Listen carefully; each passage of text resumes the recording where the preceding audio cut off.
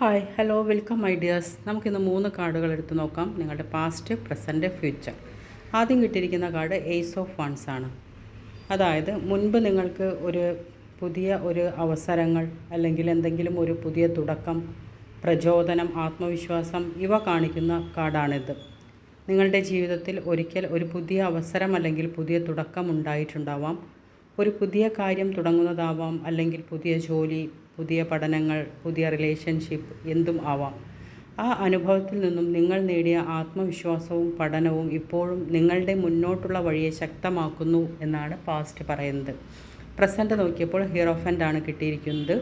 ഈ കാർഡ് ആത്മീയ വളർച്ച, മാർഗനിർദ്ദേശം, ക്ഷമ, പരമ്പരാഗത മൂല്യങ്ങൾ ഇവ കാണിക്കുന്നു.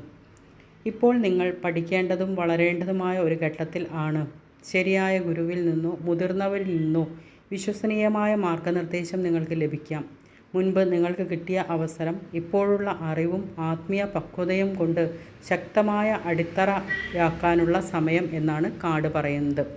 ഫ്യൂച്ചർ നോക്കിയപ്പോൾ 9 ഓഫ് വാൻഡ്സ് ആണ് കിട്ടിയിരിക്കുന്നത്. ഇത് ഭാവിയിലുള്ള വെല്ലുവിളികളെ കാണിക്കുന്ന ഒരു കാർഡാണ്. അതായത് നമ്മളൊരു പുതിയ കാര്യം തുടങ്ങുകയോ ഒരു പുതിയ അറിവ് നേടാൻ ശ്രമിക്കുകയോ ചെയ്യുമ്പോൾ വിജയത്തിൻ്റെ അവസാന ഘട്ടത്തിൽ എത്തുമ്പോഴുണ്ടാകുന്ന പല വെല്ലുവിളികളെയും ഈ കാർഡ് കാണിക്കുന്നു. അപ്പോൾ ഈ ഫ്യൂച്ചറിലുള്ള ഈ കാർഡ് നിങ്ങളോട് പറയുന്നത്, നിങ്ങൾ പോവേണ്ട ലക്ഷ്യത്തിൽ നിന്ന് പിന്മാറാതെ എന്ത് വെല്ലുവിളികൾ വന്നാലും എന്ത് തടസ്സങ്ങൾ വന്നാലും മുന്നോട്ട് പോവുക. വിജയം നിങ്ങൾക്ക് അരികിലാണ് എന്നാണ് ഫ്യൂച്ചർ കാർഡ് പറയുന്നത്. ഇത് എല്ലാവർക്കും റെസണേറ്റ് ആവണമെന്നില്ല. റെസണേറ്റ് ആവുന്നവർ എല്ലാവരും ലൈക്ക് ചെയ്യുക, ഷെയർ ചെയ്യുക, കമൻറ്റ് ചെയ്യുക. Okay, thank you.